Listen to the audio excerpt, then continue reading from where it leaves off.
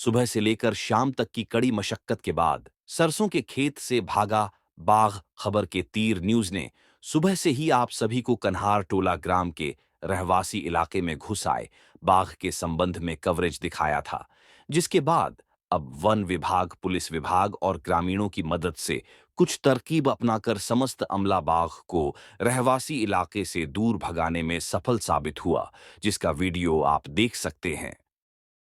वहीं आपको बता दें कि शेर ने काटंगटोला और लालपुर ग्राम की दिशा की तरफ गूंज की है,